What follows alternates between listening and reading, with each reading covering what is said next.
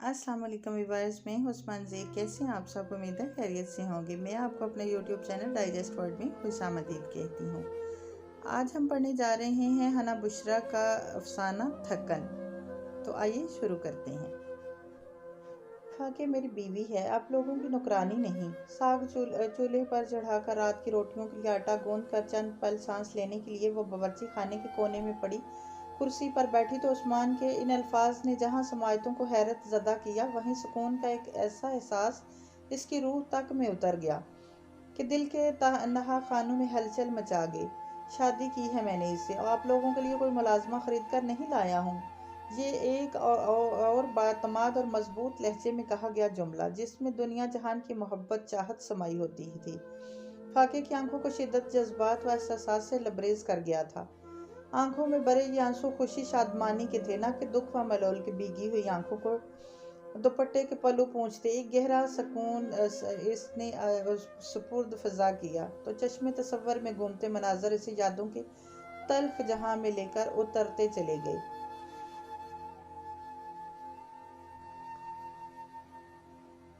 फाके रात के लिए सालन चढ़ा देना, आटा गूंद कर फ्रिज में रख देना, गिराज भी ज़रा दो दिला देना। एक के बाद एक हुक्मनामा फाके को दिया जाता और वो हर हुक्म मुस्तस्ना अंदाज में बिला चूं चरां बजाय लाने की पाबंद होती थी, और इन सब कामों में ज़रा बराबर भी कोताही और गफलत काबिल कबूल ना थी। ज़रा सी कोताही पर डांट टपट के साथ लानतान ऐसा सिलसिला शुरू होता था कि वो दुख के मारे आंसुओं के समंदर में डूब जाया करती थी। क्यों सताती हो इसे फाके?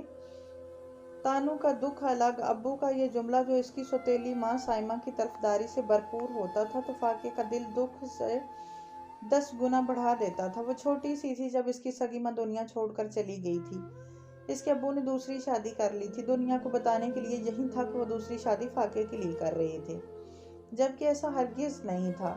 मर्द जब भी दूसरी शादी करता है अपनी ज़ात और ज़रूरत के लिए करता है।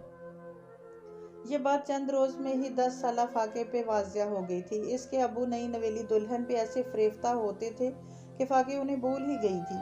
अबू, कोशिश तो करती हूँ कि उन्हें कोई शिकायत का मौका ना मिले। कपड़ों का ढेर धोने के बाद इसको धूप में डालने से लेकर इस्त्री करना और फिर हर कपड़े को इसकी अलग अलग जगह पे रखते वो थकन ज़दा लड़की आंसुओं को भी बमुश्किल छुपाती और अब्बू की सरजनश पे बमुश्किल वजाहत दे पाई थी। अच्छा, बेकार की वजाहतों की ज़रूरत नहीं। अब्बू को कभी भी इसकी वजाहत की ज़रूरत ना होती थी, और ना ही इसके नज़दीक किसी वजाहत की कोई अहमियत। साइमा न पागल है और ना ही तुम्हारी दुश्मन। कितना एतबार था फाके के अब्बू को इस रिश्ते पे, जो कागजों पर दस्तखत के बाद बना था, और कितनी बेअतबारी थी इनके अंदर अपनी सगी बेटी के लिए जो इनका रिश्ता थी। अब्बू का यह रवैया इसके वजूद में ऐसी थकावट भर देता था कि बर वक्त गुजरने के साथ साथ फाके ने साइमा की डांट टपट पे अपना थोड़ा भी दफा करना तर्क कर दिया था। लब बस्ता सर झुकाए वो डांट टपट सुनती रहती, आंसू अंदर ही अंदर पीती रहती, जबकि इसके दोनों हाथ मशीनी अंदाज में कामों के लिए चलते रहते थे। उन्हें लम्हा भर के लिए भी रुकने की इजाज़त ना थी। वो मैट्रिक के बाद कॉलेज में आ गई थी। 17 साल की उम्र में ज़िंदगी की तलखियों ने इसके अंदर ऐसी थकावट भर दी थी कि इसे अपना आप 70 साल बूढ़ी औरत जैसे लगने लगा था। मनफी रवैये इतनी जिस्म में थकावट ही तो भर देते हैं। कॉलेज जाने से पहले सब अफराद खाना के लिए नाश्ता बनाना, दोपहर के लिए आटा गूंदना, घर की सफाई करना, ये सब काम इसे हर रोज़ करने होते थे। वो फजर की नमाज पढ़कर ही काम में जुट जाती थी। जाते हुए काले चने चूल्हे पर चढ़ा कर जाना, भागम भाग सब काम निपटाकर वो कॉलेज के लिए निकलने ही लगती कि साइमा को कोई ना कोई काम याद आ जाता था। देर में पकने वाली हांडी जैसे सफ़ेद काले चने को कुकर में गोश्त गलाना, इनके बारे में साइमा का ये आर्डर होता था कि कॉलेज जाने से पहले चूल्हे पर चढ़ा कर जाओ। आते ही तो तुम लोग भूख भूख का शोर मचा देते हो, ये साइमा की शिकायत थी। जबकि हकीकत में भूख भूख का शोर साइमा के बच्चे मचाया करते थे। साइमा के 4 बच्चे थे, 2 बेटियां और 2 बेटे, जो पैदा तो साइमा ने किए थे, मगर आया बनकर इस सौतेली बहन भाइयों की देखभाल फाइका नहीं की थी। अम्मी देर हो जाएगी, पहला पीरियड 3 रोज से मिस हो रहा है, वो भी बमुश्किल कह पाई थी। बहुत बदतमीज़ और गुस्ताख हो गई हो। साइमा के तरफदार इसके अबू फौरन बेटी क्लास लेने खड़े हो जाते थे। इस औरत को तो तुम इनकार करती हो जिसने सगी माँ से बढ़कर तुम्हारा ख्याल रखा फाइका। पता नहीं कौन सा ख्याल रखा था जिस पर अब्बू इसे अक्सर ताने दिया करते थे। अभी तक जो भी टूटा फूटा ख्याल था फाके ने अपना खुद ही रखा था, और अब वो साइमा के बच्चों का ख्याल रखने की पाबंद थी। बहुत एहसान फरामोश लड़की है ये। अब्बू का लफ्ज़ एहसान फरामोश इसके वजूद को ऐसे थका देता था कि अक्सर इससे अगला कदम उठाना ही दुश्वार हो जाता था। इन्हीं रोज़ो शब की थकावटों से गुजरती ज़िंदगी 20वें साल में दाखिल हो गई थी। वो यूनिवर्सिटी में आ गई थी। साइमा ने इसके मास्टर्स में रुकावटें तो बहुत डाली थी, मगर ज़िंदगी के वाहिद मामले में इसे अब्बू की हमायत हासिल हुई तो वो तलीम मुकम्मल कर पाई थी। साइमा का सलूक और रवैया अब भी इसके साथ वही था। मामूली सी मामूली बात को पकड़ कर वो इसकी ऐसी दुर्गत बनाती कि फाके चाह कर भी अपना दफा न कर पाती थी। दफा करती भी तो कैसे? अब्बू ने सुतेली माँ के सामने जुरैय से कुछ कहने का इत्मीद ही कब दिया था। टूटे हुए हाथों से काम करती है ये लड़की। साइमा की दोनों बेटियां कॉलेज में आ गई थी, मगर मजाल थी जो कभी माँ ने उन्हें घर का कोई काम कहा हो। कहती भी क्यों, मुफ्त की नौकरानी फाके जो थी। साइमा की देखा देखी इसके बच्चों का रवैया भी फाके के साथ हमेशा नारवा रहा था। वो कोई ना कोई बात पकड़ कर कभी माँ तो कभी बाप से फाके को डांट पड़वाने का मौका हाथ से जाने ना देते थे। फाके आखिर इस बात की दुश्मन है तुम्हारी दिल में साइमा के लिए। अब्बू तो जब भी बोलते थे दिल दिखाने वाली बात करते थे। उन्हें कभी भी साइमा और इसके बच्चों की दुश्मनी नजर नहीं आती थी, बल्कि वो फाके को ही सबका दुश्मन समझ रहे थे। अब्बू की अचानक मौत ने इसकी जिंदगी को मुश्किलात को और बढ़ा दिया था। वो अब्बू की लाडली और प्यारी तो कभी भी नहीं रही थी, मगर वो थे तो इसके बाप ही। जिंदगी ने एक और सगा खून का रिश्ता छीन कर इसे अकेला कर दिया था। मास्टर्स मुकम्मल करने के बाद वो एक स्कूल में नौकरी करने लगी थी, मगर अब भी इसकी मुशक्क़तों का वही आलम था। घर के सारे काम काज निपटा कर वो स्कूल जाती और वापस आकर भी स्कूल का एक लम्हा नसीब ना होता था। किसी का खाना, किसी के लिए मिल्क शेक, किसी के कपड़े प्रेस करना, तो कभी छोटे बहन भाई को पढ़ाना भी इसकी जिम्मेदारियों में शामिल हो गया था। कभी तौफीक नहीं हुई तुम्हें कि माँ के सर में तेल की मालिश ही कर दिया करो। माँ बनकर कभी साइमा ने दिखाया तो नहीं था, मगर शिकवे शिकायतें फाके से इस हक के साथ किए जाते थे कि जैसे सबसे ज्यादा इसके फराइज फाके पर ही लागू होते हैं। बाप के दुनिया से चले जाने के बाद वह पहले से भी ज्यादा खामोश हो गई थी। अब तो किसी भी बात पर दो चार लफ्ज भी अपने दफा में कहने छोड़ दिए थे। शायद अब इसके दिल में ये डर बैठ गया था कि सुतेली माँ इसे घर से निकाल बाहर न करे। फाके के लिए इसकी स्कूल कोलीग के भाई उस्मान का रिश्ता आ गया था। उस्मान ने इसे स्कूल फंक्शन की तस्वीर में देखा था। संजीदा सुलझी हुई नजर आने वाली लड़की से पहली नजर में ही भाग गई थी। उस्मान का रिश्ता क्या आया, साइमा ने इसे सर से बोझ की तरह उतार फेंका था।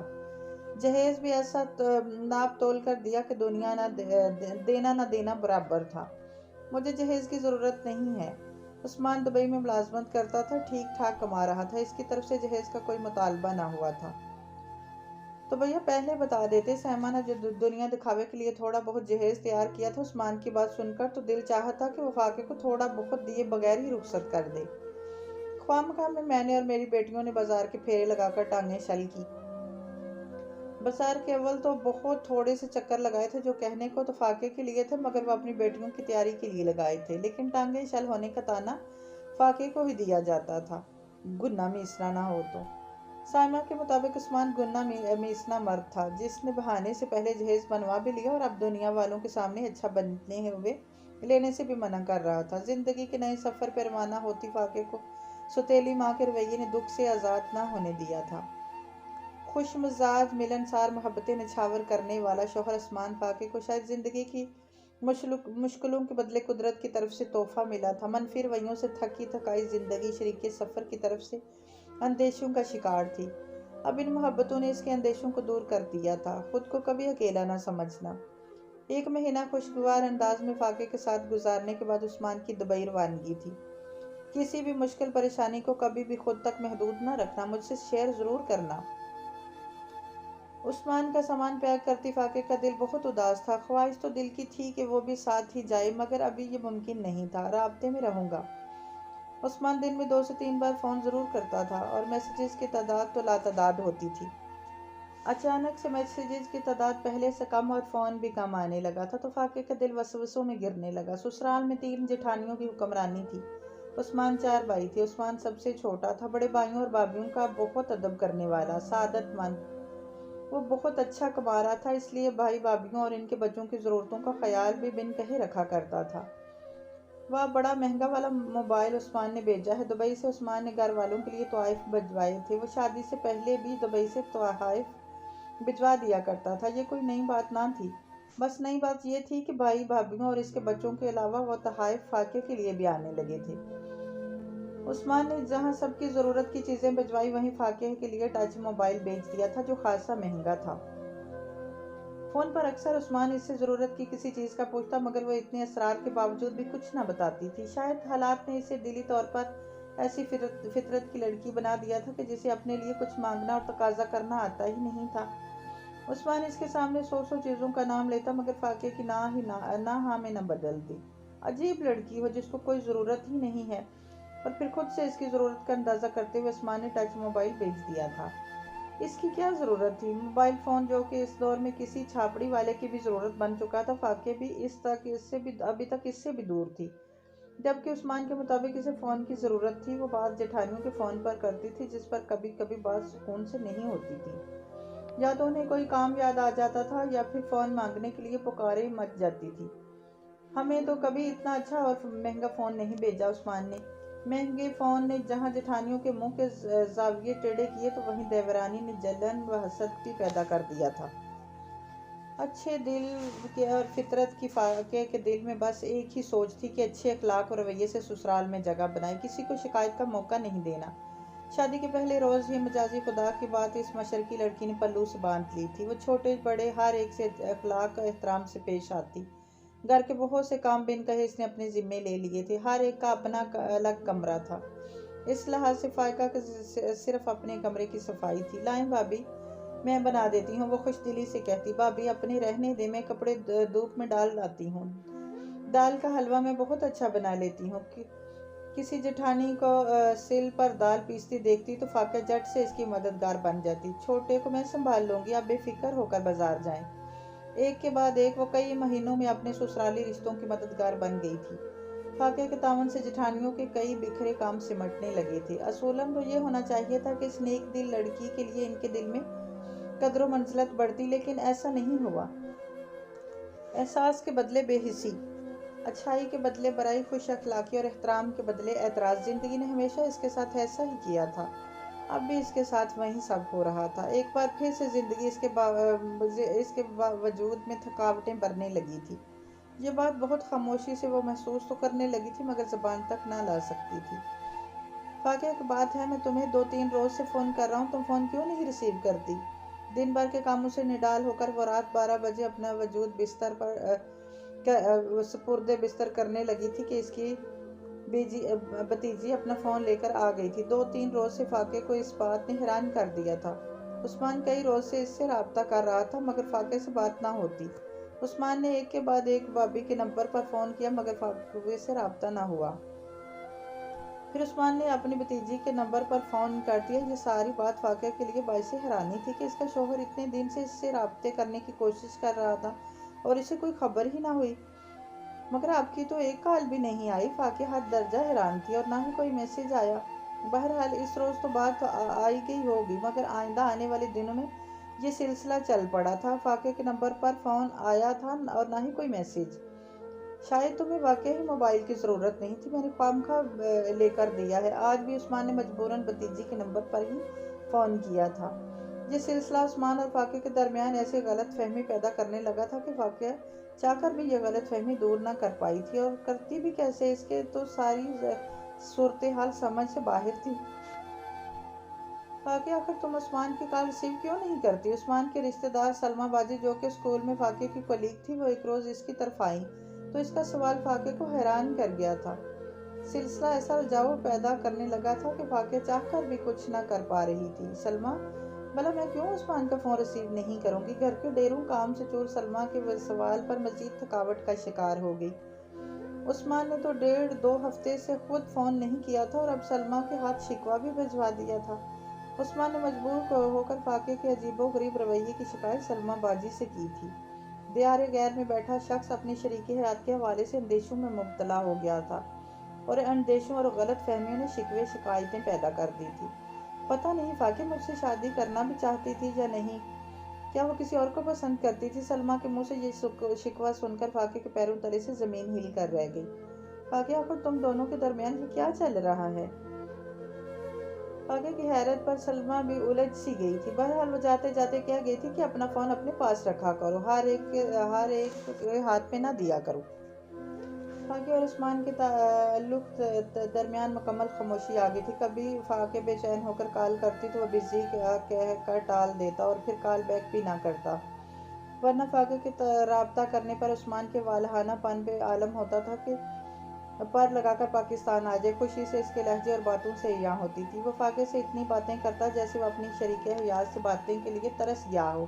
اب عثمان نے کسی اور کے نمبر پر بھی رابطہ کرنا ترک کر دیا تھا، بس آخری بار ایک دوست کے ذریعے پیغام بھجوایا تھا کہ اسے کسی ضروری کام کے لیے فاقے کے ڈاکومنٹس درکار تھے۔ کاغذات؟ فاقے کا دل دھک سے رہ گیا تھا۔ عثمان کیسے کاغذات تیار کروا رہا تھا؟ اس کے دل و دماغ میں کیا چل رہا تھا؟ اس کی اتنی گہری خاموشی کے پیچھے کیا چل رہا تھا؟ ان سب سوچوں نے اسے نڈھال کر دیا تھا۔ ساری رات سوئی جاگی کیفیت میں گزرتی۔ میں سوچ بھی نہیں سکتا تھا کہ میرے اپنے ہی میری زندگی میں زہر گھولنے لگیں گے۔ عثمان کی گرجدار آواز سے ماضی سے کھینچ کر لائی تھی، اور ساتھ ہی باورچی خانے میں پھیلی ساگ کی خوشبو نے اسے اپنی طرف متوجہ کیا۔ وہ سرعت سے اس کی طرف لپکی تھی۔ سوچوں میں فاقے کو اندازہ ہی نہیں ہو پایا تھا کہ ساگ کا پانی خشک ہو گیا تھا اور وہ دیگچی کے پندے سے چپکنے لگا تھا۔ عثمان، تمہیں غلط فہمی ہوئی ہے، خواہ بخواہ ہماری طرف سے اپنا دل میلا نہ کرو، یہ عثمان کے بڑے بھائی کی آواز تھی۔ عثمان گزشتہ رات اچانک ہی دبئی سے واپس آ گیا تھا۔ اس کی غیر متوقع آمد پر فائقہ چونک گئی تھی۔ آپ یوں اچانک؟ سوچا اس بار آ کر تمہیں سرپرائز دیتا ہوں۔ عثمان کے انداز میں شوخی اور محبت تھی کہ فائقے کے اندر پھیلے اندیشے دم توڑنے لگے تھے۔ عثمان اس سے بالکل بھی خفا نہ تھا، بلکہ اس کے انداز میں وہی دوستانہ پن نظر آیا تھا جو شادی کے ابتدائی ایام میں تھا۔ میرے سامنے ساری حقیقت آ چکی ہے، اب ہم دونوں یہاں ایک دن بھی نہیں رہیں گے۔ عثمان کا ایک جملہ ہوا کے دوش پر تیرتا ہوا فائقہ تک پہنچا تھا۔ عثمان کی گرج برج کسی وجہ سے تھی۔ وہ صبح سویرے کیوں گھر والوں سے الجھ رہا تھا؟ یہاں تک کہ اس نے گھر چھوڑنے کی دھمکی بھی دے ڈالی تھی۔ ابھی ان سوچوں کا جواب تلاشی کرتی فاقہ سکتے کے عالم میں کھڑی تھی کہ ایک دم سے عثمان اس کی طرف آ گیا۔ چلو میرے ساتھ۔ حکمیہ انداز، مضبوط لہجے۔ عثمان نے فاقے کا ہاتھ مضبوطی سے پکڑ لیا تھا تو وہ اس اچانک افات پر ہڑبڑا سی گئی تھی۔ عثمان، وہ چولہے پہ ساگ پڑا، جن کا گھر ہے وہ خود اپنا کام کریں، مفت کی نوکرانی ہاتھ آ گئی ہے۔ صحن میں سب افراد خانہ ہجوم کو چیرتا ہوا وہ فائقہ کا ہاتھ پکڑ کر تیزی سے ان کے درمیان سے گزرتا گیا۔ پیچھے سے اس کے نام کی کئی پکاریں بھی سنائی دی تھی، مگر اس کے قدم نہیں رکے تھے۔ عثمان اور فاقے کی شام کو دبئی کی فلائٹ تھی۔ عثمان نے فاقے کے نام کا وہاں فلیٹ بھی خرید لیا تھا، جو اب ان کا مستقل ٹھکانہ تھا، اور یہ عثمان کا آخری فیصلہ تھا۔ اور اس فیصلے کی وجہ وہ گھناؤنی سازش تھی جو فاقے اور اس کے رشتہ داروں کو توڑنے کے لیے کی گئی تھی، اور اس سازش کی کلی کبھی نہ کھلتی اگر سلمیٰ باجی اندر کے حالات دانشمندی سے دیکھ کر اسے خبر نہ دیتی۔ شادی سے پہلے عثمان کی ساری کمائی اس کے بھائی بھابھیوں اور ان کے بچوں کے لیے تھی۔ اب ان میں ایک شریک فاقے بھی تھی، تو حسد جلن کے مارے ان کا برا حال ہو گیا۔ عثمان فاقے کے لیے جو کچھ بیچتا اسے دیکھ کر ان کے تن بدن میں آگ لگ جاتی تھی، اور جب سے انہوں نے یہ سنا تھا کہ عثمان فاقے کو اپنے پاس دبئی بلا رہا ہے تو ان سب کو تو پتنگے لگ گئے تھے۔ فاقے کے نام کا فلیٹ؟ جیٹھانیوں کی تو جیسے نیندیں ہی اڑ گئی تھی۔ پھر انہوں نے ایسی سازش تیار کی کہ فاقے کا پتہ اس گھر سے کاٹ دیا جائے۔ وہ فاقے کو گھر کے کاموں میں الجھائے رکھتی، کیونکہ اس کے مطابق تو وہ بالکل فارغ تھی، نہ بچے نہ شوہر۔ چلو دو چار کام کر کے ہمارا ہاتھ بھی بٹا دے، اور پھر رفتہ رفتہ سارے گھر کے کاموں کا بوجھ بیچاری فاقے پہ ڈال دیا گیا۔ دبو سی فطرت کی فاقے، جو شادی سے پہلے سوتیلی ماں کے ہاتھوں ایسی دبی تھی کہ اپنے لیے احتجاج کرنا ہی بھول گئی تھی، اب سسرال میں آ کر اسے جیٹھانیوں نے آڑے ہاتھوں لیا تھا۔ کاموں میں گن چکر بنی فاقے کو پتہ ہی نہیں چلتا تھا کب عثمان کی کال آئی اور کب اس کے میسیجز کیے۔ کسی نے ریسیو کی اور جھوٹ بول دیا کہ فاقے تو سو رہی ہے۔ کبھی کہا جاتا کہ وہ تو اپنی سہیلی کے ساتھ بازار گئی ہے۔ ارے بھیا، تم تو یہاں ہوتے نہیں، ہم کون ہوتے ہیں کچھ کہنے والے؟ سہیلی کے ساتھ بازار جائے، کہیں بھی جائے، کوئی پوچھنے والا نہیں۔ وہ عثمان کا دل فاقے سے برا کرنا چاہ رہے تھے، جس میں وہ کامیاب بھی ہو رہے تھے۔ میرے سر میں درد ہے عثمان، میرا بات کرنے کا موڈ نہیں۔ فاقے کی طرف سے میسیج کیا جاتا، اور پھر ساری کالز اور میسیج ڈیلیٹ کر کے فون فاقے کے حوالے کیا جاتا تو کال لاگ اور ان باکس خالی ہوتا، اور جب فاقے خود سے عثمان سے رابطہ کرتی تو وہاں سے بھی ٹیڑھا سا جواب ملتا، میری طبیعت ٹھیک نہیں، لیکن بات کرنے کا موڈ نہیں۔ ابھی بھی اصل خرابی کی وجہ سامنے نہ آتی اگر سلمیٰ باجی اپنا مخلصانہ کردار ادا نہ کرتی۔ فاقیہ سے نوکرانیوں کی طرح کام لیا جاتا ہے، بیچاری اف تک نہیں کرتی۔ ممکن تھا کہ عثمان اور فاقیہ کا رشتہ غلط فہمیوں کا شکار ہو کر ختم ہو جاتا اگر سلمیٰ خبر نہ دیتی۔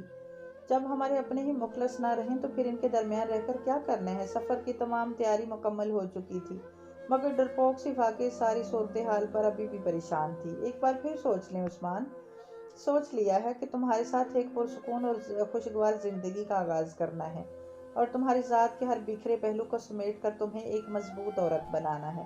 عثمان نے سوچ لیا تھا کہ فاقیہ کو اس کے پیروں پہ کھڑا کرنا ہے۔ دبئی میں عثمان نے اس کے لیے ایک اسکول بھی جاب کا بندوبست کر لیا تھا۔ وہ فاقیہ کو مضبوط دیکھنا چاہتا تھا تاکہ اس کی ذات کا اعتماد لوٹ آئے۔ وہ اس ڈری سہمی لڑکی کو اس نے نئے روپ میں دیکھنا چاہا تھا جو دوسروں کے رحم و کرم پر زندگی گزار رہی تھی، بلکہ مضبوط اور کامیاب زندگی گزارے۔ دونوں بازوؤں سے اسے تھام کر عثمان نے یہ جملہ اس قدر محبت سے کہا تھا کہ فاقیہ کی 25 سالہ زندگی کی ساری تھکن کو اتار کر اس کے وجود کو سرتاپا سکون ہی سکون سے بھر دیا تھا۔ خوشی آنکھوں میں نمی بن کر اتری تو ہر آنسو تشکر میں بھیگا ہوا نظر آیا تھا۔ ایسا ہی ساتھ تو فاقیہ کو درکار تھا جو اس کے وجود سے وہ ساری تھکن اتار دے جس سے ابھی تک حالات نے اسے دوچار کر رکھا تھا۔ تو جی ویورز، کیسا لگا آپ کو آج کا افسانہ؟ اپنی رائے کا اظہار کامنٹ باکس